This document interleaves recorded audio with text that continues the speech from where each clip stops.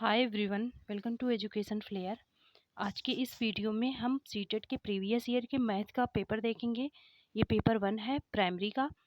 और इसमें गणित में जो भी क्वेश्चन पूछे गए थे उनका जो है एक्सप्लेनेशन भी मैं दूंगी और अच्छे से एनालिसिस करेंगे। और ये भी देखेंगे किस आधार पर पेपर बना था और कैसे बन सकता है। फिर चलिए देखते हैं क्वेश्चन नंबर 31।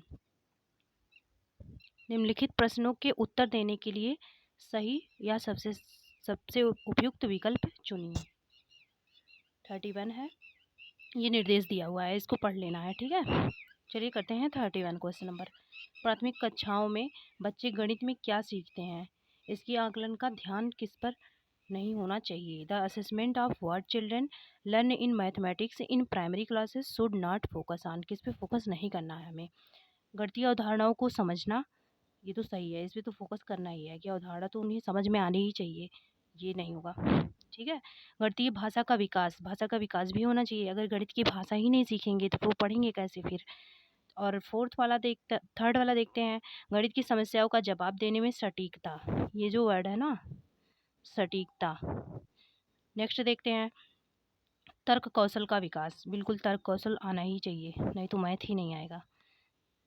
जो इसका सही आंसर होगा वो होगा ऑप्शन नंबर 3, गणित की समस्याओं का जवाब देने में सटीकता। जरूरी नहीं है कि बच्चा अगर समस्याओं का जो जवाब दे रहा है, प्रॉब्लम्स का जो जवाब दे रहा है वो एकदम सटीक है तभी सही है, ये जरूरी नहीं है। इसका मतलब ये नहीं अगर सटीक जवाब नहीं दे रहा तो उसे आ नहीं रहा है, इसका इससे बिल्कुल मतलब नहीं है। ठीक है, तो इसका जो सही आंसर होगा, हमें जब असेसमेंट बनाएंगे तो इस पे सटीकता पे ध्यान नहीं देना है। ठीक है, बच्चे का जब असेसमेंट बनाएंगे, आकलन करेंगे। और इंग्लिश वाला देख लेते हैं, प्रिसाइजनेस इन आंसरिंग मैथमेटिक्स प्रॉब्लम, ये थर्ड वाला सही होगा। ठीक है, क्वेश्चन नंबर 32। प्रारंभिक कक्षाओं में एक गणितीय अवधारणा के विकास में निम्नलिखित निर्देशों का अनुक्रम किस प्रकार किया जाना चाहिए। जो गणितीय अवधारणा है ना, उनका जो अनुक्रम है, मतलब कैसे कैसे किस लेवल में सिखाना, पहले क्या करना है, फिर क्या करना है, लास्ट में क्या करना है। सीक्वेंस देख रहे हैं ना, ये इंग्लिश वाला वर्ड देखिए, sequence. What sequence of the following instructions should be followed in development of the material mathematical concept in elementary classes. ठीक है, अनुक्रम में चलिए देखते हैं। इसमें पहले क्या करना होगा, हमें पहले अनुभव प्रदान करना। बच्चे को सबसे पहले, ये जो थर्ड वाला है इसको पहले करना होगा। पहले हम अनुभव देंगे, किसी कोई भी चीज़ हो, एक्सपीरियंस बच्चा करेगा तभी ना वो फील करेगा कि आगे कैसे करना है। तो ये फर्स्ट हो जाएगा, अनुभव देना पहले भी ये हो जाएगा। फिर हम क्या करेंगे, भाषा के माध्यम से समझना। इसके बाद हम लैंग्वेज सिखाएंगे बच्चे को, ये हो जाएगा सेकेंड पे। ठीक है, फिर होगा चित्र बनाना, ये थर्ड पे हो जाएगा। इसके बाद चित्र बनाना बताएंगे, ड्राइंग पिक्चर्स। फिर सेकेंड वाला है प्रतीकात्मक प्रतिनिधित्व का उपयोग करना। जो सिंबॉलिक रिप्रेजेंटेशन होता है ना, ये सबसे लास्ट में आता है। सिंबॉलिक रिप्रेजेंटेशन, प्रतीकात्मक प्रतिनिधित्व जो होता है ना, ये सबसे लास्ट में आता है। चलिए ऑप्शन में देख लेते हैं। इसका जो हो जाएगा, ये थर्ड वाला पहले आएगा। किस में, थर्ड वाला पहले पे, ये सेकेंड वाले में, ये वाला ऑप्शन सही हो जाएगा। 32 का सेकेंड वाला। मैथ में देख लेते हैं, इंग्लिश में देख लेते हैं 32 का सेकेंड वाला। सबसे पहले हम प्रोवाइडिंग एक्सपीरियंस, एक्सपीरियंस देंगे। फिर एक्सप्लेनिंग थ्रू लैंग्वेज, लैंग्वेज के माध्यम से हम एक्सप्लेन करेंगे। फिर इसके बाद करेंगे आप ड्राइंग पिक्चर्स, पिक्चर ड्रा करेंगे। फिर यूजिंग सिंबॉलिक रिप्रेजेंटेशन। चलिए देखते हैं नेक्स्ट क्वेश्चन, क्वेश्चन नंबर 33। ये क्या है, एक बच्चे ने नीचे दिखाए अनुसार दो संख्याएं घटाई। बच्चे को ये सब्सट्रैक्शन दिया गया था, बच्चे ने इस प्रकार उसको सॉल्व किया। देख रहे हैं, ये बच्चे ने उधार नहीं लिया, तीन में से डायरेक्ट घटा दिया, 7 में से घटा दिया, 3 को 4 आ गया, और 8 में से 2 को घटा दिया। वो ये नहीं देखा कि नीचे वाला ज़्यादा है ऊपर वाला ज़्यादा है, ऐसा कुछ नहीं देखा। चलिए देखते हैं फिर क्या होता है। निम्नलिखित में से कौन सा कथन बच्चे के घटाव सीखने का बोध कराता है। इससे आप क्या समझेंगे कि बच्चा किस टाइप से सीखा है।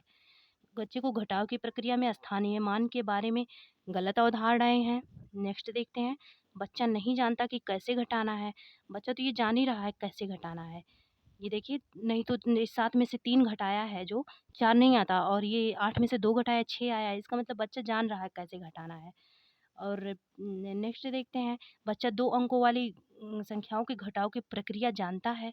ऐसा नहीं कह सकते, अगर वो जानता 2 अंकों वाली, 1 अंक वाला जान रहा है, 8 7 में से 3 घटाया 4 आया, 8 में से 2 घटाया 6 आया, लेकिन 2 अंकों वाली, ये देख रहे हैं ना, 2 अंकों वाली ये गलत कर दिया है। ये भी सही होगा। यह एक गलती है और इसे बार बार अभ्यास करके सुधारा जा सकता है। ये मतलब गलती है, ऐसी बात नहीं है, लेकिन ये पूछ रहा है कथन बच्चे के घटाव सीखने का बोध कराता है। हमें ये नहीं बताना है गलत है, सही है, क्या है। हमें ये बताना है बच्चा किस प्रकार से समझा है, इस चीज़ को बताना है। तो इसका जो सही आंसर होगा वो होगा ऑप्शन नंबर फर्स्ट, बच्चे को घटाव की प्रक्रिया में स्थानीय मान के बारे में गलत अवधारणा है। हाँ, स्थानीय मान के बारे में उसे पता नहीं था, इसीलिए उसने उधार नहीं लिया, डायरेक्ट घटा दिया। इसका जो सही आंसर होगा वो होगा फर्स्ट। इंग्लिश में देख लेते हैं, the child has misconceptions about place value. देख रहे हैं ना, प्लेस वैल्यू में मिसकंसेप्शन है इसमें, in the process of subtraction. Next देखते हैं क्वेश्चन नंबर 34, अधिगम और आकलन के चक्र के निम्नलिखित चरणों को क्रम में व्यवस्थित कीजिए। इसमें भी सीरीज में व्यवस्थित करना, अधिगम और आकलन के चक्र के। इसमें देखिए अधिगम और आकलन हो रहा है, लर्निंग एंड असेसमेंट। ये लर्निंग होता है अधिगम, और आकलन जो होता है उसे असेसमेंट बोलते हैं। ये लर्निंग है, ये आकलन जो है वो असेसमेंट है। चलिए देखते हैं, इनको क्रम में लगाना है। इसका होगा पहले क्या होगा, इसमें देखते हैं। सेकेंड वाला क्या है, शिक्षण अधिगम और आकलन की योजना बनाना। देखिए कहीं योजना, ऑर्गेनाइजेशन, प्लानिंग ये दिया हो तो वो सबसे पहले आता है। हम कोई भी काम करने जा रहे हैं तो हम सबसे पहले प्लानिंग करेंगे, उसका ऑर्गेनाइजेशन करेंगे, तभी तो वो काम इम्प्लीमेंट करेंगे। तो फर्स्ट पे जो आएगा वो सेकेंड वाला आएगा। किस ऑप्शन में है, फर्स्ट वाले में है। चलिए आगे भी देख लेते हैं। इसके बाद है फर्स्ट पे ये आएगा, सेकेंड वाला ये आएगा, रुकिए, ये हाँ ये फर्स्ट पे आएगा, ठीक है, ये फर्स्ट पे आएगा। इसके बाद आएगा, नेक्स्ट पढ़ते हैं, प्रगति रिपोर्ट का विकास करना, ये नहीं है। और है 34 वाला, फिर है शिक्षण अधिगम के साथ एकीकृत आकलन। हाँ, आकलन भी करते रहेंगे शिक्षण अधिगम के साथ, teaching learning integrated with assessment. आकलन जो है इसके बाद आकलन आएगा, फिर आएगा फर्स्ट, सेकंड आएगा, फिर फर्स्ट आएगा। फिर थर्ड वाला देखते हैं,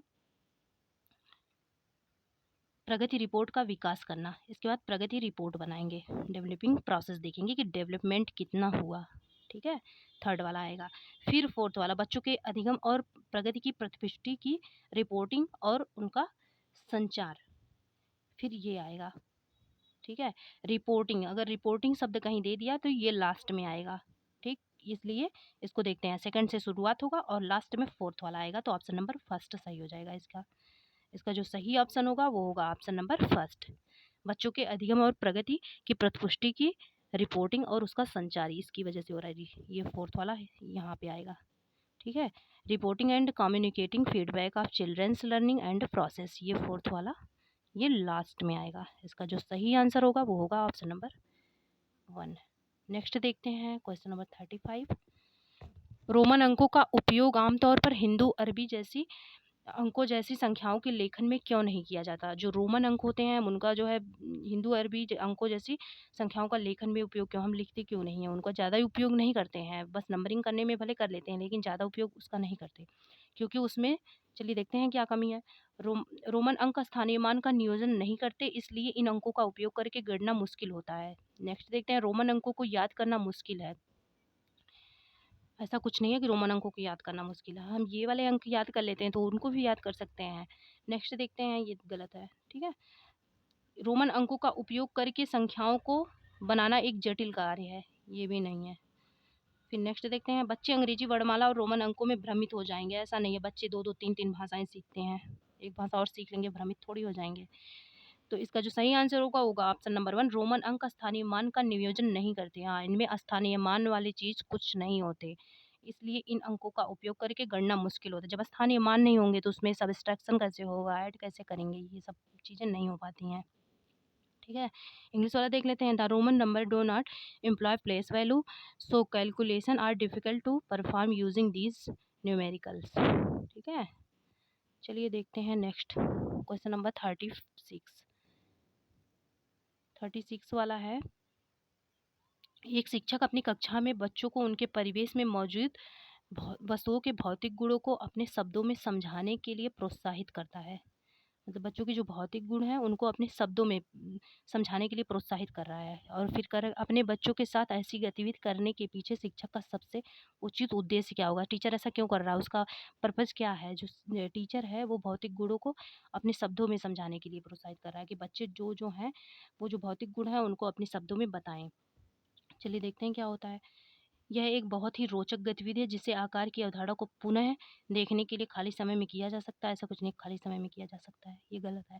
ठीक है, ऑप्शन नंबर सेकंड देखते हैं। बच्चे अपनी भाषा में वस्तुओं को समझाने का आनंद लेते हैं, जैसे कि वे डम्ब शॉट्स खेलने का आनंद लेते। केवल आनंद लेना पर्पस नहीं होता है, ज्ञान भी होना चाहिए।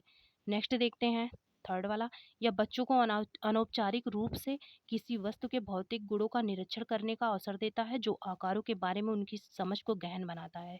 नेक्स्ट देखते हैं, यह एक उपयोगी गतिविधि है जो एक बच्चे को आकारों का परिचय देती है। ये उतना सही नहीं है। इसमें जो सबसे सही है वो है ऑप्शन नंबर थर्ड वाला। यह बच्चों को अनौपचारिक रूप से, मतलब औपचारिक रूप से जो किताब से पढ़ाया जाता है वो औपचारिक होता है। जो किताब से पढ़ाने के अलावा हम एक्टिविटीज़ करते हैं, अदर एक्टिविटीज़ जो करते हैं, जैसे खेल के माध्यम से सिखाते हैं, कोई एक्टिविटीज़ करवाते हैं, उन्हें अनौपचारिक बोलते हैं। किसी वस्तु के भौतिक गुणों का निरीक्षण करने का अवसर देता है, जो आकारों के बारे में, हाँ, इससे उन्हें उनके माइंड में आकार की समझ होगी। ठीक है, इसमें होगा थर्ड वाला सही। चलिए देखते हैं नेक्स्ट क्वेश्चन। Question number 37। अशिक्षित दुकानदार द्वारा उपयोग किए जाने वाले गणित। अशिक्षित जो दुकानदार लोग होते हैं उनके द्वारा जो उपयोग की जाती है मैथ कैलकुलेशन में, उनको उनके बारे में हम क्या सोचते हैं, चलिए देखते हैं। गणित कक्षा में उपयोगी नहीं है, ऐसा नहीं कहा जा सकता कि उनका जो है मैथ उपयोगी नहीं है। इसके बाद ये वाला देखते हैं, सभी, ये गलत है। ठीक है, सभी गणितीय समस्याओं को हल करने में बहुत उपयोगी है, ऐसा भी नहीं कहा जा सकता कि सभी गणितीय, ये इस वजह से गलत है कि सभी गणितीय समस्याएं हल हो जाएंगी उनसे। और में अस्पष्टता और बहुत कम स्तर की शुद्धता होती है, ऐसा नहीं, उनको सामान बेचना होता है, अशुद्धता नहीं होगी उसमें। शुद्धता, ऐसा नहीं, शुद्धता बहुत कम होगी उसमें, शुद्धता होगी। ठीक है, ऑप्शन नंबर फोर्थ वाला देखते हैं कि संबंधित समस्याओं को हल करने में वैकल्पिक रणनीति के रूप में कक्षाओं में शिक्षकों द्वारा चर्चा की जानी चाहिए। हाँ, ये सही है। वैकल्पिक, वैकल्पिक के रूप में हम उनकी चर्चा क्लासरूम में कर सकते हैं, अल्टरनेट के रूप में, अल्टरनेटिव स्ट्रेटजी है ये। ठीक है, ऐसा नहीं है कि वो बेकार है, उसको भी यूज़ करना चाहिए कहीं कहीं पे। ठीक है, तो इसका जो सही आंसर होगा वो होगा ऑप्शन नंबर 4। चलिए देखते हैं नेक्स्ट क्वेश्चन। Question number 38। एक शिक्षक को गणित कक्षा में बच्चों के एक विषम समूह को कैसे संभालना चाहिए। विषम मतलब वैरायटी ऑफ स्टूडेंट है, अलग अलग स्टूडेंट, हेट्रोजीनियस ग्रुप है। चलिए देखते हैं। How should a teacher handle A heterogeneous group of children in A mathematics classroom. चलिए देखते हैं, ऑप्शन नंबर फर्स्ट है, एक ही क्षमता वाले बच्चों को एक साथ समूहित करके और उनकी क्षमता के अनुसार प्रश्न देकर। ऐसा नहीं है, एक क्षमता वाले अगर बच्चों को एक साथ रख देंगे तो जो अलग क्षमता वाले, अलग अलग क्षमता वाले से बच्चे सीखते हैं वो नहीं कर पाएंगे। एक ही कक्षा में सभी बच्चों को एक साथ समूहित करके, ये भी नहीं है, एक ही कक्षा में नहीं रख देंगे, किसी की कुछ हो सकता है, किसी को कोई कुछ हो सकता है। चलिए देखते हैं नेक्स्ट वाला। अलग अलग क्षमताओं वाले बच्चों को एक साथ सामूहिक रखकर ताकि वे एक दूसरे से सीख सकें, ये वाला सही है। ठीक है, 38 का जो है वो है थर्ड वाला सही, ये वाला सही होगा। नेक्स्ट वाला देख लेते हैं क्यों गलत है। कम क्षमता वाले बच्चों के अनुसार कक्षा में प्रश्न हल करके उच्च क्षमता वाले बच्चों को जटिल प्रश्न गृह कार्य में देकर। ऐसा नहीं है कि उच्च क्षमता वाले जो बच्चे हैं उनके लिए गृह कार्य कर दो, उनके लिए क्लासरूम में हल करवा दो, ये गलत है। ठीक है, इसका जो सही आंसर होगा वो होगा ऑप्शन नंबर थर्ड वाला। By grouping the children of different abilities, देख रहे हैं ना, डिफरेंट एबिलिटीज़ के बच्चों को ग्रुपिंग करके together so that they can learn from each other, ताकि वो एक दूसरे से सीख सकें, लर्न कर सके ईच अदर से। ठीक है, चलिए देखते हैं नेक्स्ट वाला। Question number 39। गणित में सीखने के प्रतिफल इसलिए विकसित किए गए हैं ताकि, देखते हैं कौन सा ऑप्शन सही होगा। गणना के लिए बच्चों को लघु विधियां बताई जा सके, ऐसा नहीं है कि बच्चों को लघु विधियां बताई जा सके, इसके लिए किया गया है। विभिन्न शैक्षणिक सर्वेक्षणों में बच्चे की उपलब्धि बढ़ाई जा सके, केवल उपलब्धि पे ही नहीं ध्यान दिया जाता है, और भी डेवलपमेंट होते हैं। चलिए देखते हैं question number, option number third वाला। बच्चे द्वारा हासिल की जाने वाली कक्षावार दक्षता कौशल को परिभाषित किया जा सके। वर्ष के अंत परीक्षाओं के, ये मोटिव नहीं होता कि वर्ष के अंत में परीक्षाओं के लिए बच्चों को तैयार करना, बच्चों का पूरा डेवलपमेंट करना होता है। तो इसका जो सही आंसर होगा वो होगा ऑप्शन नंबर थर्ड वाला। बच्चों द्वारा हासिल की जाने वाली कक्षावार दक्षता और कौशल को परिभाषित किया जाना। 39 का हो जाएगा, 39 का हो जाएगा ऑप्शन नंबर थर्ड वाला, ये सही है। 39 का थर्ड वाला सही है। इंग्लिश में देख लेते हैं। To define class wise come techniques and skills to be achieved by children, skills सिखाने के लिए बच्चों को किया जाता है और कक्षावार दक्षता के लिए भी। चलिए देखते हैं क्वेश्चन नंबर 40। निम्नलिखित में से कक्षा में हो रहा कौन सा कार्य एक गतिविधि है? विच one of the following happening in the classroom is an activity. हमें बताना है इन चारों में से कौन सा एक्टिविटी है। एक्टिविटी वो पहले मैं बता देती हूँ एक्टिविटी किसे कहते हैं। गतिविधि में हम उन चीज़ों को लेंगे जिनमें हमारा बॉडी मूवमेंट हो, माइंड भी काम करे, हाथ पैर भी काम करे, हमें एक से दूसरी जगह जाना आना भी पड़े, मतलब बॉडी मूवमेंट हो, माइंड से लेके सब कुछ। ठीक है, चलिए देखते हैं। अब शिक्षक समझाते हैं कि प्रश्न कैसे हल करें। ये बताओ, स्टूडेंट क्लास में बैठे हैं, शिक्षक समझा रहा है कि प्रश्न कैसे हल करें। इसमें माइंड के अलावा कुछ और भी लग रहा है, मूवमेंट तो नहीं हो रहा है ना, बॉडी मूवमेंट, इसलिए एक्टिविटी नहीं है, ये गलत है। ठीक है, ऑप्शन नंबर सेकंड देखते हैं। बच्चों द्वारा कविता के रूप में गिनती का वाचन, ये भी गलत है। बच्चे कविता के रूप में गिनती का वाचन केवल मुंह ही काम कर रहा है और दिमाग बस। बच्चों द्वारा सैंपट से नकल करना, ये तो बिल्कुल नहीं है। नेक्स्ट देखते हैं क्वेश्चन नंबर 4, ऑप्शन नंबर 4 वाला, बच्चों का अन्वेषण में लगना। चिल्ड्रन इंगेज्ड इन एक्सप्लोरेशन। हाँ, एक्सप्लोरेशन जो होता है ना, जिसको हिंदी में खोज बोलते हैं, अन्वेषण बोलते हैं। इसमें बच्चा इधर उधर जाएगा, कोई भी आप एक्सप्लोरेशन दे दिए तो बच्चा जाएगा, माइंड भी अपना लगाएगा और एक्टिविटी भी होगी। इसलिए इसका जो सही आंसर होगा वो होगा ऑप्शन नंबर 4। इसका जो सही आंसर होगा वो होगा ऑप्शन नंबर 4, चिल्ड्रन इंगेज्ड इन एक्सप्लोरेशन। चलिए देखते हैं क्वेश्चन नंबर 41, बच्चों के बीच गिनती के कौशल को विकसित करने के लिए निम्नलिखित में से कौन सा पूर्व संख्या अवधारणा के रूप में सीखने के लिए आवश्यक नहीं है। मतलब बच्चों को अगर गिनती सिखानी है तो पूर्व संख्या अवधारणा के रूप में इसमें से क्या कंपलसरी नहीं है। एक एक संगतता, 1-to-1 करस्पॉन्डेंस, ये इंपॉर्टेंट है। ठीक है, ये गलत नहीं है, ये सही है। इसमें गलत वाला बताना है। सेकंड वाला है क्रमबद्धता होनी चाहिए, ये नहीं है कि एक के बाद 5 पढ़ा देंगे हम। और थर्ड वाला संख्या नाम यादृच्छिक रूप से पढ़ना, रिसाइटिंग नंबर नेम्स रैंडमली, ये नहीं, ये कोई ज़रूरी नहीं है 1 पढ़ो, 49 पढ़ो, 79 पढ़ो, ऐसे ज़रूरी नहीं है। समूह बनाना, ग्रुपिंग बनाना, जब हम ग्रुपिंग करेंगे, ग्रुप क्रिएट करेंगे तभी तो बच्चे का मन लगेगा, तो ये भी सही है। जो गलत है इसमें से वो है ऑप्शन नंबर 3 वाला, तो इसका जो सही आंसर होगा वो होगा ऑप्शन नंबर 3 वाला, क्योंकि यहाँ पे नहीं दिया है इसलिए हमें गलत वाला बताना है। जो कंपल्सरी नहीं है हमें वही बताना है बच्चों को गिनती सिखाने के बारे में। इसका जो सही आंसर होगा इंग्लिश वाले में देख लीजिए, रिसाइटिंग नंबर नेम्स रैंडमली। चलिए देखते हैं क्वेश्चन नंबर 42, एक बच्चे से यह पूछने पर कि क्षेत्रफल क्या है, ये पूछा जा रहा है कि व्हाट इज एरिया, उसने लंबाई गुणे चौड़ाई उत्तर दिया, उसने बता दिया लंबाई गुणे चौड़ाई। क्षेत्रफल की अवधारणा के बारे में, बच्चे की समझ के बारे में आप क्या कह सकते हैं। अगर आपने उससे पूछा व्हाट इज एरिया, उसने बता दिया लेंथ इनटू ब्रेड्थ, तो इसके बारे में आप क्या सोच रहे हैं कि बच्चा किस प्रकार से कॉन्सेप्ट अपने अंदर बिल्ड किया है। चलिए देखते हैं। फर्स्ट वाला है, बच्चे को क्षेत्रफल की अवधारणा के बारे में कोई जानकारी नहीं है। ऐसा नहीं है, अगर कोई जानकारी नहीं होती तो वो लेंथ इनटू ब्रेड्थ नहीं बताता, क्योंकि ये तो किसी ना किसी का वो है क्षेत्रफल ना, आयत का क्षेत्रफल यही होता ना, इसका मतलब उसे कुछ तो है पता है, ये सही है, ये गलत है। ठीक है, और देखते हैं क्वेश्चन नंबर सेकंड वाला, ऑप्शन नंबर सेकंड वाला, बच्चे ने किसी भी बंद आकार के क्षेत्रफल के सामान्य विचार को आयत के क्षेत्रफल के रूप में उपयोग किया। नेक्स्ट देखते हैं, बच्चा सही कह रहा है कि क्षेत्रफल लंबाई गुणी चौड़ाई है। ऐसा नहीं है कि बच्चा सही कह रहा है, ये आयत का क्षेत्रफल बता रहा है। हर चीज़ का क्षेत्रफल लंबाई गुणी चौड़ाई थोड़ी हो जाएगा। अगर हम वृत्त का क्षेत्रफल देख लेते हैं तो पाई आर स्क्वायर हो जाएगा, और समचतुर्भुज का क्षेत्रफल देख लेते हैं तो भुजा का स्क्वायर ए स्क्वायर हो जाता है। तो हर चीज़ का क्षेत्रफल तो लंबाई गुणी चौड़ाई नहीं हो सकता ना, इसलिए ये गलत है। ठीक है, फोर्थ वाला देखते हैं, बच्चा क्षेत्रफल व और परिमाप की अवधारणा के बीच उलझन में है। ऐसा कुछ नहीं, उसने परिमाप को लेके कुछ बोला ही नहीं है, उसने तो एरिया ही बताया है ना रेक्टेंगल का, इसलिए परिमाप से इसका कोई लेना देना नहीं है, तो ये गलत है। ठीक है, इसका जो सही आंसर होगा वो होगा ऑप्शन नंबर सेकंड वाला, बच्चे ने किसी भी बंद आकार के क्षेत्रफल के सामान्य विचार को आयत के क्षेत्रफल के रूप में उपयोग किया है। सही बोला है, ये हर चीज के क्षेत्रफल को रिलेट कर ले रहा है, किससे, आयत से, रेक्टेंगल से। चलिए देखते हैं, इंग्लिश वाले में देख लेते हैं, ऑप्शन नंबर बी, ये सेकंड वाला सही होगा।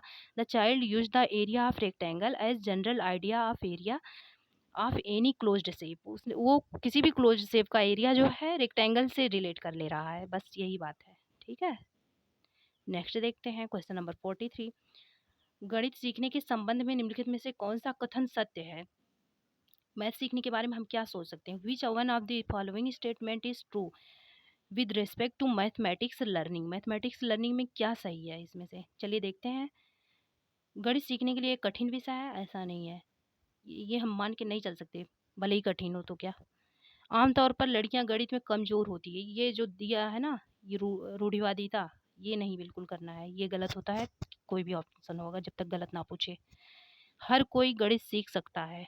और नेक्स्ट फोर्थ वाला देखते हैं, गणित केवल कठोर अभ्यास से सीखा जा सकता है। ये जो वर्ड है ना केवल, ये गलत कर देता है, ये ऑप्शन सही नहीं होता। ठीक है, चलिए देखते हैं इसमें जो सही ऑप्शन होगा वो होगा ये थर्ड वाला, हर कोई गणित सीख सकता है। Everybody can learn mathematics, option number third इसका सही होगा, एवरीबडी कैन लर्न मैथमेटिक्स। चलिए देखते हैं क्वेश्चन नंबर 44। पाइथागोरस प्रमेय को सिखाने के लिए एक शिक्षक ने एक सीट वितरित की। समझे, पाइथागोरस प्रमेय वही है, कर्ण का स्क्वायर इज इक्वल टू लंब का स्क्वायर प्लस आधार का स्क्वायर, वही है पाइथागोरस प्रमेय। उसको सिखाना है और एक सीट वितरित कर दी जिस पर समकोण वाले 4 त्रिभुजों को खींचा गया था। आपको पता ही होगा पाइथागोरस जो प्रमेय है वो समकोण पर, त्रिभुज पर ही लगता है, राइट एंगल पर। फिर है त्रिभुज, 4 त्रिभुजों को खींचा गया था और बच्चे को त्रिभुज की भुजाओं के बीच संबंध खोजने के लिए कहा गया। उपर्युक्त परिस्थिति में शिक्षक ने प्रयोग किया। वो क्या कह रहा है, देखिए पहले उसने, शिक्षक ने क्या दे दिया, एक फिगर दे शीट दे दिया, उसमें ट्रायंगल भी बना हुआ था। ठीक है, उसमें ट्रायंगल भी बना हुआ था, लेकिन हमें खोजने के लिए क्या बोला, फार्मूला। ठीक है, बच्चे को भुजाओं के बीच में संबंध, ये जो बोल रहा है ना भुजाओं के बीच में संबंध, इसे फार्मूला ही निकलेगा इससे, भुजाओं के बीच में संबंध बोल रहा है जो। तो हमें क्या, वो कौन सी विधि होती है जिसमें हम पहले सब कुछ दे दें, एग्जाम्पल दे दें और कोई पेपर दे दें, कुछ भी दे दें और उससे हमें फार्मूला निकालना हो, ऐसी विधि को कहते हैं आगमन विधि, इंडक्टिव मेथड। ठीक है, ऐसी विधि होती है आगमन विधि। तो टीचर क्या कर रहा है, आगमन विधि का उपयोग कर रहा है, इंडक्टिव मेथड का उपयोग कर रहा है आगमन विधि का। ठीक है, नेक्स्ट देख लेते हैं निगमन विधि। निगमन विधि उसे बोलते हैं, जैसे मान लीजिए न्यूटन सेकंड लॉ जो है, या फिर इक्वल टू या में होता है ना, न्यूटन सेकंड लॉ। हाँ, ऐसे दे दिया कि न्यूटन सेकंड लॉ ये है, या फिर दे दिया प्रूव दैट या फिर इक्वल टू एम ए। तो हम या फिर is equal to M A है, हमें पता है कि या फिर इक्वल टू एम ए होता है, लेकिन हमें प्रूफ करना है और लाना क्या है, फार्मूला से, फार्मूला ही लाना है प्रूफ करके, या फिर इक्वल टू एम ए। तो ये होगा निगमन विधि, डिडक्टिव मेथड। ठीक है, ये होता है निगमन विधि। और व्याख्यान विधि में तो आपको पता ही है, लेक्चर देते हैं टीचर, व्याख्यान विधि होता है ये। और नेक्स्ट वाला देख लेते हैं प्रयोगशाला विधि, तो प्रयोग विधि होता है। चलिए देखते हैं क्वेश्चन नंबर 45। निम्नलिखित में से कौन सा कथन संकल्पना मानचित्र के बारे में सत्य नहीं है। विच one of the following statement is not true about concept map. जो कॉन्सेप्ट मैप होता है उसके लिए कौन सा स्टेटमेंट सही नहीं है। संकल्पना मानचित्र अंतः संबंधित अवधारणाओं और उन्हें जोड़ने वाले लिंक का संग्रह प्रस्तुत करते हैं, ये सही है। ठीक है, और 45 वाला सेकंड वाला देखते हैं, संकल्पना मानचित्र केवल शिक्षकों द्वारा बनाया जाना चाहिए। ऐसा नहीं है, संकल्पना मानचित्र जो है वो शिक्षकों द्वारा बनाया जा सकते हैं। और पूछा क्या रहा है, पूछ क्या रहा है, संकल्पना मानचित्र के बारे में जो ट्रू नहीं है, केवल आ गया ना ये वो, इसका सही आंसर होगा ऑप्शन नंबर सेकंड वाला, संकल्पना मानचित्र केवल शिक्षकों द्वारा नहीं बनाया जा सकता। ये गलत है, इसलिए ये नहीं वाला पूछा, गलत वाला, इसलिए ये सही होगा। ठीक है, concept map should be constructed by teachers only, ये गलत है। ठीक है, यही सही है। चलिए देखते हैं, और ये है कि, और देख लेते हैं ऑप्शन, संकल्पना मानचित्र प्रकृति में पदानुक्रमित है, ये भी सही है। संकल्पना मानचित्र नए शिक्षण को पूर्व ज्ञान से जोड़ने में सहायक है। इसी कॉन्सेप्ट मैप जो होता है इसका यही काम होता है, ये जो प्रियर नॉलेज होता है ना उनको न्यू इंस्ट्रक्शन से, न्यू नॉलेज से जोड़ देता है। ठीक है, जो इसका सही आंसर होगा वो होगा, हाँ बताई थी, संकल्पना मानचित्र शिक्षकों द्वारा बनाया जाना चाहिए, क्योंकि गलत वाला पूछ रहा है। ठीक है, चलिए देखते हैं क्वेश्चन नंबर 46। ये है, इसमें बीच में कोई साइन नहीं दिया है, लेकिन आप अनुमान लगा के अगर कोई साइन बीच में मान लीजिए प्लस बना देते हैं, इसमें शायद कट गया है, इसमें प्लस बना दीजिए। ठीक है, प्लस बनाने के बाद जब हम इसको जोड़ेंगे, इसका एलसीएम लेंगे तो नीचे आ जाएगा 15 और ऊपर हो जाएगा 3 पच्चे 15, 5 दूना 10। ठीक है, 10 प्लस 5 15, 3 चौक 12, तो आपको पता ही होगा ये सब, 12 10 22, 22/15। ठीक है, कितनी बार जाएगा, इज इक्वल टू 15 का 15, कितना बचा, 7 बचा, जो बच जाता है उसके बटे टोटल 15। इसका जो सही आंसर होगा वो होगा, ये इधर दिख नहीं रहा है, ठीक है, 7/15 लिखा है, इसका जो सही आंसर होगा वो होगा थर्ड वाला, एक सही 7/15, यही आएगा। इसको प्लस कर लीजिएगा आप, यही आएगा, एलसीएम लेंगे यही आ जाएगा। ठीक है, नेक्स्ट क्वेश्चन देखते हैं। दिए गए आकारों के लिए निम्नलिखित में से कौन सा कथन ठीक नहीं है। ठीक है, for the given shapes which one of the following statement is not correct. चलिए देखते हैं। सभी समांतर चतुर्भुज हैं। समांतर चतुर्भुज उसे बोलते हैं जिसके आमने सामने की भुजाएं इक्वल हों। ठीक है, लंबाई लंबाई इक्वल हो, चौड़ा चौड़ा इक्वल हो, आमने सामने की जो भुजाएं हो वो इक्वल हो। देखिए चलिए देखते हैं सब समांतर चतुर्भुज हैं क्या। ये देखिए, ये है समांतर चतुर्भुज, ये वाला है, ये वाला भी है, ये वाला भी है, लेकिन ये वाला क्या है, ये समांतर चतुर्भुज नहीं है, ये सम चतुर्भुज है। ठीक है, जिसे वर्ग बोलते हैं, सम चतुर्भुज है, ये सम चतुर्भुज है। और दूसरा देखते हैं, इसमें से एक समांतर चतुर्भुज नहीं है। सही है, ये तीनों समांतर चतुर्भुज हैं, लेकिन ये जो सेकंड वाला है ना, ये समांतर चतुर्भुज नहीं है, ये सम चतुर्भुज है। इसका जो सही आंसर होगा वो होगा ऑप्शन नंबर सेकंड वाला। थर्ड वाला देख लेते हैं। इसमें से दो समचतुर्भुज हैं, ये तो गलत ही है। अब तो एक्सप्लेन कर ही दी ना, अब तो आपको पता ही चल गया कि ये और ये और ये तीनों समांतर चतुर्भुज हैं, और ये जो सेकंड वाला है ये समचतुर्भुज है। ठीक है, तो इसका जो सही आंसर होगा वो होगा इसमें से एक समांतर चतुर्भुज नहीं है, क्योंकि ये क्या है, ये समचतुर्भुज है, समचतुर्भुज है। ठीक है, समचतुर्भुज है ये। चलिए देखते हैं आगे। इंग्लिश वाला देख लीजिए। One of them is not a parallelogram. एक पैरेललोग्राम नहीं है इसमें से। चलिए देखते हैं।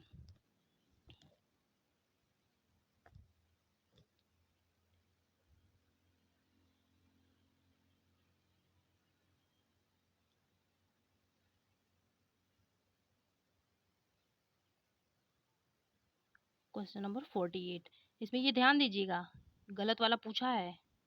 वो इसका जो वो ऑप्शन था ये गलत है, ये गलत वाला पूछा है, ठीक नहीं है, ये गलत वाला पूछा है। ठीक है, ये गलत है सेकंड वाला, इसीलिए ये सही है। चलिए देखते हैं क्वेश्चन नंबर 48। 48 वाला क्या कह रहा है। निम्नलिखित में से कौन सा 11,1111 संख्या का प्रतिनिधित्व करता है। अगर ऐसे क्वेश्चन आ जाए ना, 11,1111 संख्या का प्रतिनिधित्व, तो इसमें ऐसे आप मान लीजिए ऐसे नहीं समझ में आ रहा है आपको, तो अलग अलग लिख लिया करिए। 11,000, पहले 11,000 लिख लीजिए। इसके बाद क्या है, 1100, 1100 लिख लीजिए, ऐड कर लीजिए, सब अपने आप आ जाएगा। और फिर क्या है, 11,1111 फिर है, फिर 11 है, ऐड कर लीजिए सब। 1 1, ये हो जाएगा 1, ये हो जाएगा 2, ये हो जाएगा 1। अब देख लीजिए कौन सा आंसर सही है। ऑप्शन नंबर बी वाला सही है। अगर ऐसे आपको कन्फ्यूजन हो जाना तो ऐसे ऐड कर लीजिए, लिया करिए। देखिए 11,000 पहले दिया है, 11,000 ऐड किए, 1100 दिया है, फिर 1100 ऐड किए। ठीक है, इसके बाद दिया है 11, फिर 11 ऐड किए थे, तो आया था क्या था, ये वाला आया था 12,111। ठीक है, ऑप्शन नंबर बी वाला सही होगा, सेकंड वाला। नेक्स्ट क्वेश्चन देखते हैं, क्वेश्चन नंबर 49। 49 वाला है, बिंदु ए व बी नीचे दिखाई गई नंबर रेखा पर संख्याओं का प्रतिनिधित्व करते हैं। ये जो संख्या रेखा है ना, इन पे ए व बी, ये देखिए एक बिंदु ए है, एक बिंदु बी है, इनके बीच का हमें डिस्टेंस बताना है। बिंदु ए व बी के बीच की दूरी, ये वाला जो डिस्टेंस है ना, ये वाला, ये हमें डिस्टेंस बताना है, ए व बी के बीच की दूरी। तो हमें ये वाला डिस्टेंस दिया है, ये वाला डिस्टेंस दिया, हम इसको निकाल लेते हैं पहले। अगर हम 39,000 में से 25,000 घटाएंगे तो हमें बचेगा 14,000। ठीक है, आप घटा के देख लीजिएगा, 14,000 बचेगा। इसके बाद अब हम देखेंगे कि जो 14,000 बचा है ना, ये कितने पॉइंट के बीच में है। पॉइंट गिन लेंगे, 1 2 3 4 5 6 7, 7 पॉइंट में 14,000 डिस्टेंस है, तो एक पॉइंट में कितना हो जाएगा, 2,000 डिस्टेंस हो जाएगा। ठीक है, अब हम इनके ए व बी के बीच में देख लेंगे कितने पॉइंट हैं। ए व बी के बीच में पॉइंट गिन लीजिएगा आप, 11 पॉइंट आएगा। तो 11 एक इज इक्वल टू, एक पॉइंट में 2,000 किलोमीटर की दूरी तय हो रही है, तो 11 पॉइंट में कितना हो जाएगा, 11 इंटू 2,000 इज इक्वल टू 22,000। यही इसका आंसर होगा, ऑप्शन नंबर फोर्थ वाला इसका आंसर है। ठीक है, 22,000 यही है। इसमें देखिए, एक बार फिर से देख लीजिए, ये जो पॉइंट्स हैं ना, इसके ये वाला ए व बी के बीच में डिस्टेंस पूछ रहा है, ये वाला डिस्टेंस पूछ रहा है, और ये वाला डिस्टेंस दिया हुआ है। हम देख लेंगे कि ये वाला जब डिस्टेंस दिया तो हमें इसी से कुछ करके निकालना पड़ेगा। तो हम देख लेंगे कि ये वाला डिस्टेंस में अंतर कितना है। तो अंतर जो इसका आएगा वो आएगा 14,000, ठीक है। और फिर हम इसके बाद ये देखेंगे कि ये जो 14,000 डिस्टेंस है ये कितने पॉइंट में आ रहा है। ये 7 पॉइंट में आ रहा है, 7 पॉइंट के बीच में आ रहा है। तो एक पॉइंट का निकाल लेंगे तो 2,000 हो जाएगा। अब इसके बाद जब एक एक पॉइंट का निकल गया तो हम इसके बीच में ए व बी के बीच में अब डिस्टेंस निकालना हमें। ए व बी के बीच में हम देख लेंगे कितने पॉइंट हैं। ए व बी के बीच में जब आप गिनेंगे तो पॉइंट आपको 11 मिलेंगे, ठीक है। इसके बाद जब ए व बी के बीच में आप गिनेंगे तो पॉइंट 11 मिलेंगे। तो एक पॉइंट में 2,000, तो 11 पॉइंट में जो हो जाएगा 11 गुणे 2,000 इज इक्वल टू 22,000। यही आंसर हो जाएगा, ठीक है। और अगर आप गिनिएगा ना तो ए से, ये ए पे जो पॉइंट बना है ना ये वाला पॉइंट ये मत गिनिएगा। ए से अभी चलना शुरू किए हैं आप, इसलिए इसके बाद वाला गिनिएगा। 11 पॉइंट आएंगे, ठीक है। चलिए देखते हैं क्वेश्चन नंबर 50। 3 से 1/4 किलोग्राम चीनी से 1/16 किलोग्राम चीनी के कितने पैकेट बनाए जा सकते हैं। इसमें जो है इसको देख लीजिए, इसमें बोल रहा है इसमें से कितने पैकेट बनाए जा सकते हैं। तो ये जो ये ऊपर रहेगा 3 से 1/4, इसका होता है 4×12 13/4, ठीक है। अब इसके में चीनी से इतनी पूरी चीनी है, कितने पैकेट बनाए जा सकते हैं। पैकेट कितने का बन रहा है 1/16 का, इसमें से भाग दे दो, ठीक है। ये देखिए इसमें जाएगा और ये वाला इसमें जाएगा। तो ये वाला इसमें जाएगा तो ये इधर देख लीजिए, ये हो जाएगा 13 × 16/4 × 1, ये कट जाएगा 4×4 = 16, ठीक है। इसका जो सही आंसर होगा नीचे 1 है, मतलब कुछ नहीं, समझिए 13×4 = 52। इसका जो आंसर होगा वो 52 होगा। ऑप्शन नंबर फर्स्ट वाला 52 हो जाएगा, ये वाला, ठीक है। चलिए देखते हैं नेक्स्ट वाला। हरीश ने 18:40 18:40 पर बजे अपनी यात्रा शुरू की और 22:20 पर बजे अपनी समाप्ति की। ये वाला स्टार्टिंग पॉइंट है, इतने बजे इसने समाप्ति किया। यात्रा पूरा करने में कितना समय लिया गया है, इसमें से घटा लीजिए, ठीक है, समय निकल आएगा।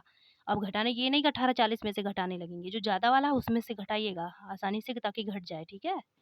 ये 20 हो गया और ये नीचे वाला जो है 18 और ये 40 हो गया। अब देखिए ये 20 है, मिनट में है, मिनट, और ये घंटे में है। ये घंटे में है, ये 20 कम है, ये 40 ज़्यादा है। घंटे में है जब, तो ये इसमें ये जब इसको उधार देगा कम है ना, ये घंटे में देगा, 1 घंटा उधार देगा, 1 आवर उधार देगा ये। तो घंटे में कितना देगा 60 मिनट, घंटे में जो देगा वो 60 मिनट देगा, ठीक है। अब चलिए देखते हैं, ये 60 मिनट इसने दे दिया, 20 मिनट पहले से ही था, ये कितना हो जाएगा 80 मिनट हो जाएगा टोटल। 80 में से 40 जाएगा, 40 मिनट बचेगा, ठीक है। 40 मिनट इधर बच जाएगा, लेकिन इसने एक उधार दे दिया तो यहाँ पे कितना बचेगा 21 बचेगा। 21 में से 18 गया, 3 बचेगा, ठीक है। आंसर जो होगा उसका 3 घंटे 40 मिनट, ठीक है। ऑप्शन नंबर फर्स्ट वाला सही होगा आंसर। ये देखिए 22 है, ये 20 है, इसमें से घटा लीजिए। ये 20 मिनट कम था इसलिए इसने उधार दिया इसको। अब उधार देगा तो ये घंटे में है ना 60 मिनट उधार देगा। 20 मिनट पहले से था, 60 मिनट उधार दे दिया तो ये 80 मिनट हो गया टोटल। अब 80 मिनट में से 40 मिनट घटाएंगे तो 40 मिनट इधर बच गया, और 1 घंटा तो उधार दे दिया तो 21 घंटा यहाँ बचा। 21 में से 18 घटाएंगे तो 3 बचेगा, तो 3:40 पे पहुँचेगा। ऑप्शन नंबर फर्स्ट वाला सही है, 3 hours 40 minutes। चलिए देखते हैं क्वेश्चन नंबर 52। 200 ml और 300 ml माप वाले बर्तनों का उपयोग कर 2000 ml आयतन की एक बाल्टी भरनी है। 200 ml व 300 ml के बर्तनों द्वारा क्रमशः बाल्टी भरने के लिए बर्तनों के निम्नलिखित संयोजनों में से कौन सा सही नहीं है। इसमें जो ऑप्शन है, पहला 1 और 6 है, दूसरा 4 4 है, तीसरा 7 और 2 है, चौथा वाला 6 और 3 है। इसका जो सही ऑप्शन होगा वो होगा ऑप्शन नंबर फोर्थ वाला। ऑप्शन नंबर फोर्थ वाला सही होगा, 6 और 3। ये वाला संयोजन इसका सही नहीं है बनने के लिए, 6 और 3। नेक्स्ट देखते हैं, निम्नलिखित में से का सबसे अच्छा अनुमान क्या है। इसका जब अनुमान लगाएंगे आप तो सबसे अच्छा अनुमान जो इसमें से निकल के आएगा वो आएगा ऑप्शन नंबर सेकेंड वाला, 74/9। 74/9। नेक्स्ट देखते हैं क्वेश्चन नंबर 54 वाला।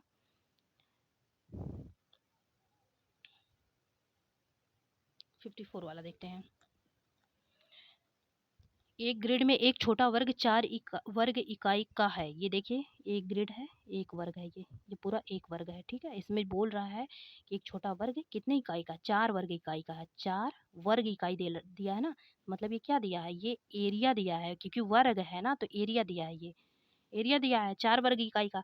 अगर area A square is equal to 4 दे दिया, 4 दे दिया, तो ए इज इक्वल टू क्या हो जाएगा, ए इज इक्वल टू हो जाएगा 2, ठीक है। इसकी जो भुजा है वर्ग का वो निकल आया। ये हुआ 2, ये हुआ 2, ये हुआ 2, ये भी 2 हुआ, ये भी, बस इतना ही है। अब जोड़ लीजिए कितना हुआ लंबाई इसकी, 2 2 4 2 6 2 8, लंबाई कितनी हो गई, 8 हो गई। यहाँ से यहाँ तक लंबाई 8 हो गई। अब ये देखिए, ये 2 और ये 2, क्योंकि भुजाएं इसकी 2 हो गई, ठीक है। अब ये 2 और ये 2, 2 2 कितना हो जाएगा, 4। ये अलग अलग वर्ग है ना, वर्ग की भुजा 2 निकली है, तो एक वर्ग की भुजा 2 निकली है, तो इसकी भुजा 2, इसकी भुजा 2, तो इसका ब्रिड्थ जो हो गया वो 4 हो गया, ठीक है। अब देखेंगे अब क्या पूछ रहा है। तो ग्रिड पर बनाए गए आयत का परिमाप क्या है। अब आयत की भुजा निकल आई आपको, एक 8 है, एक 4 है। अब आपको पता होगा कि जो आयत का परिमाप होता है वो पेरीमीटर जो होता है आयत का, वो होता है 2l+b, लंबाई प्लस चौड़ाई, ठीक है। और रख दो इसी पे 2, लंबाई कितनी है, 8 प्लस 4 कितना हो जाएगा, 12 गुणे 2 इज इक्वल टू 24। इसका जो परिमाप है 24 इकाई है। आंसर नंबर जो सही होगा, ऑप्शन नंबर 3 वाला सही होगा, 24 इकाई। समझ में आया ना आपको। ये देखिए, छोटा वर्ग 4 वर्ग इकाई का है। ये जो वर्ग है ना, छोटा छोटा, 1 वर्ग 2 वर्ग 3 वर्ग से मिलके बना है, ये वाला है।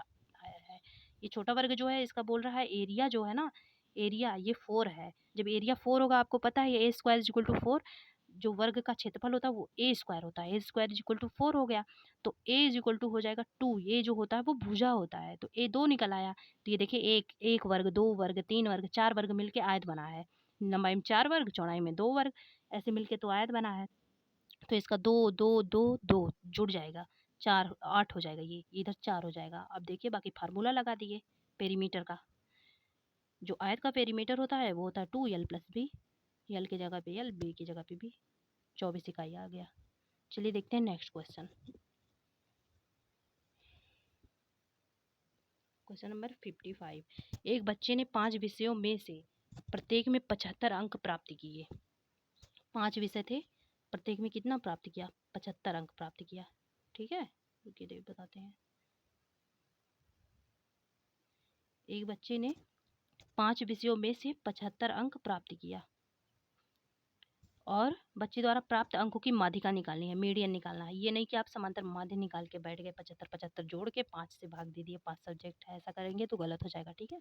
क्योंकि ऐसा करेंगे तो ऑप्शन ये बी जो है ना, ये खड़ा है बिल्कुल आंसर बनने के लिए। आपको मिल भी जाएगा ऑप्शन, इसलिए आप सोचेंगे कि सही निकला है, जबकि ये सही नहीं है। इस वर्ड पे ध्यान दीजिएगा, ये माध्यिका निकालना है, माध्य नहीं, ठीक है। माध्यिका कैसे निकालते हैं। एक बच्चे ने 5 विषयों में से प्रत्येक में, विषम संख्या है, ठीक है, 5 विषयों में से प्रत्येक में 75 अंक प्राप्त किया। 5 विषय मान लीजिए, मान लेते हैं 75, ये 75 हो गया, फिर ये 75 हो गया, फिर ये 75 हो गया, ये 75 हो गया, और ये 75 हो गया। कितना हुआ, 1 2 3 4 5, 5 विषय हो गए। अब अब ये संख्या देखिए, संख्याएं मिल गई आपको, इन्हीं का क्या निकालना है, माध्य निकालना है। 2 इधर से कट किया, 2 इधर से कट किया, बीच में कौन पड़ रहा है, 75। तो इसका आंसर क्या होगा, 75। ये है माध्य निकालने का तरीका, अगर विषम नंबर हो तो, ठीक है। 75 किनारे किनारे से काट दीजिए इक्वल नंबर, और बीच में जो बचे वही माध्य का होता है। तो इसका जो सही आंसर होगा वो होगा 75। नेक्स्ट क्वेश्चन देखते हैं। एक दिए गए ठोस को निम्न में से किसको मोड़कर बनाया जा सकता है। ये जो फिगर दिया है ना, पूछ रहा है ये किससे बन सकता है। इसका जो सही आंसर होगा ऑप्शन नंबर बी होगा, सेकेंड वाला होगा, इसी से ये फिगर बन सकता है, ठीक है। नेक्स्ट देखते हैं। यदि निम्नांकित पाई चार्ट में लाल भाग कितना है, 40 है, तो सफ़ेद भाग क्या होगा। लाल भाग कहाँ है, ये वाला लाल भाग है, ठीक है। इसको दिया 40, ये है 40। अगर ये लाल भाग इसमें कितना दिया है, 1/2 दिया है। अगर 1/2 40 के बराबर है, तो एक पार्ट कितने के बराबर होगा, ये 2 इधर ले जाओ, 80 के बराबर हो जाएगा, ठीक है। अगर एक एक 80, ये पूरा जो हो गया वो 80 हो गया। अब इसी में से भाग भाग में बटा है, पीला 1/4 है 80 का, नीला 1/8 है 80 का, सफ़ेद 1/8 है 80 का, लाल 1/2 है। ये टोटल निकल आया, ये जो है ये टोटल है। अब क्या पूछ रहा है, तो सफ़ेद भाग बताइए, सफ़ेद भाग कितना है 1/8, टोटल कितना निकला 80। 80 जब टोटल निकला, इसका 1/8 कर दीजिए, 1/8, 8 से कट जाएगा ये, 8 दाइम 80, आंसर क्या हो जाएगा 10। इसका जो सही आंसर होगा ऑप्शन नंबर सेकेंड वाला होगा, 10 आंसर होगा। ठीक है, चलिए देखते हैं नेक्स्ट क्वेश्चन। निम्नलिखित ठोस आकार का निरीक्षण कीजिए। ये जो दिया है ना शेप, इसका निरीक्षण करना है। निम्नलिखित में से कौन सा दिए गए ठोस की ऊपरी सतह का दृश्य है। ये देखिए तीन तीन खाने हैं, ऊपर देखिए, एक ये हो गया, एक दो, ये हो गया तीन, ये हो गया चार, चार हैं इसलिए ये गलत, ये भी गलत, एक ही नहीं होगा, ऊपर वाला बताना है। और ये 1 2 3 4 इसमें है, लेकिन ये पूरा फिगर दे दिया, ये पूरा फिगर दे रहा है, ये भी गलत हो गया इसलिए, क्योंकि पूरा फिगर थोड़ी बताना है, केवल ऊपरी वाला, ये देखिए ऊपरी सतह को बस बताना है, पूरा फिगर नहीं, पूरा फिगर नहीं बताना, ये तो पूरा ही शेप दे दिया बाहरी वाला। इसका जो सही आंसर होगा ऑप्शन नंबर फर्स्ट वाला, इसमें फोर्थ दिया है। ठीक है, ऑप्शन नंबर फर्स्ट वाला इसका सही आंसर होगा। चलिए देखते हैं नेक्स्ट क्वेश्चन 59 वाला। इसमें दिया है निम्नलिखित में से किसकी लागत अधिक है, लागत पूछ रहा है, कास्ट किसका, मोर है। ठीक है, चलिए देखते हैं। पहला क्या दिया, 250 प्रत्येक पैकेट वाले 200 पैकेट, इसका क्या होगा, अगर एक पैकेट का दाम 250 है तो 200 पैकेट का 250 गुणे 200, 0 0 उतार लीजिए, 3 0 उतर जाएगा, 25 दूना 50 लिख दीजिए आगे, 50,000 आ गया। ठीक है, पहले वाले का। आप दूसरे वाले के देख लेते हैं, क्या बोल रहा है, 250 प्रत्येक वस्तु के 20 दर्जन। अब आपको पता है कि एक दर्जन में कितना आता है 12, तो 20 दर्जन में कितना आएगा। ये दर्जन वाला जो शब्द है ना, इसको ध्यान दीजिएगा, नहीं तो गलत हो जाएगा। ये दर्जन वाला है, जब एक दर्जन में 12 तो 20 दर्जन में कितना हो जाएगा, 20 गुणे 12, यहाँ कर देते हैं यार, 20 गुणे 12, ये हो जाएगा 240। ठीक है, अब मल्टीप्लाई कर लो, 240 निकला ये, 250 कितने चाहिए 240 के, 250 गुणे 240। ठीक है, कितना हो जाएगा, मल्टीप्लाई कर लीजिए, 0 हो जाएगा, ये 0 हो जाएगा, और ये कितना बचेगा, 25 चौका 100, 100 का 0, हाथ लगी, हासिल जो हो जाएगा वो 10 हो जाएगा, 25 दूना 50, 50 10 60, ये 60,000 आया, और ये आया 50,000। कौन सा ज़्यादा है, ज़्यादा कौन सा है, सही सेकंड वाला ज़्यादा है। ठीक है, 250 प्रत्येक वस्तु के 20 दर्जन। अगर आप वहाँ पे थोड़ा सा कॉमन सेंस लगाएंगे तो ये देखिए 250 सेम सेम नंबर है ना, ये नंबर सेम है। ठीक है, तो इतना मल्टीप्लाई करने की ज़रूरत नहीं है। आप इसमें देख लीजिए, जो अंतर होगा नंबर में वही ज़्यादा होगा। ये हाँ 200 ही है, यहाँ पे जब हम दर्जन वाला निकाले तो ये निकल आया 240, तो ऑटोमेटिक ये ज़्यादा होगा। सेकेंड वाला ऑप्शन इसका सही हो जाएगा, सेकेंड वाला सही होगा। 250 प्रत्येक वस्तु के 20 दर्जन, इसका जो रेट है कॉस्ट है ज़्यादा है। नेक्स्ट देखते हैं, क्वेश्चन नंबर 60 है, क्या दिया है, ये देखिए 1 1 1 ये दिया है, ऐसे जाता रहेगा, ये अनंत तक है। ठीक है, का सम संख्यक पदों का योग है, सम संख्यक पूछ रहा है। 1 क्या होता है आपको पता होगा, ये विषम होता है, ऑड नंबर होता है, 1 ऑड नंबर होता है, इसमें सम कोई नहीं आएगा क्योंकि 1 1 ही जाएगा, तो इसलिए इसका जो विषम पदों का योग होगा, सम पदों का योग होगा, वो 0 हो जाएगा। ठीक है, इसका जो सही आंसर होगा वो 0 हो जाएगा। बस हो गए 60 क्वेश्चन। और मैं आप सभी को बता दूं कि मैंने भी यूपी टेट और सी टेट का पेपर दिया था, एक ही साल में मेरा जो है चारों एग्जाम निकला था, प्राइमरी जूनियर सी टेट का भी और यूपी टेट का भी, इसलिए आप सब टेंशन मत लीजिएगा। मैं आप सभी को जो तैयारी करवा रही हूँ आप सभी के लिए हेल्पफुल होगा, और आप सभी अगर इससे पढ़ेंगे तो निश्चित ही पासिंग मार्क भर का तो पा ही जाएंगे, क्योंकि अब परीक्षा नज़दीक आ गया है, ज़्यादा तो नहीं कहूँगी लेकिन पासिंग मार्क पा ही जाएंगे, पास हो जाएंगे। और मेरा चारों पेपर में 100+ था। मैं किसी दिन अपना स्कोर कार्ड जो है लगा दूँगी वीडियो में। ठीक है, एक वीडियो लेके आऊँगी जिसमें स्कोर कार्ड रहेगा, ताकि आप सभी को विश्वास हो जाए। और बाकी अगले वीडियो में मैं आप सभी के लिए पर्यावरण अध्ययन का लेके आऊँगी, और बाकी CTP 2019 वाला पेपर भी लाऊँगी। अगर आप सभी को अच्छा लगे कंटेंट और मेरी मेहनत, तो प्लीज़ लाइक सब्सक्राइब कर दीजिएगा। Thanks for watching.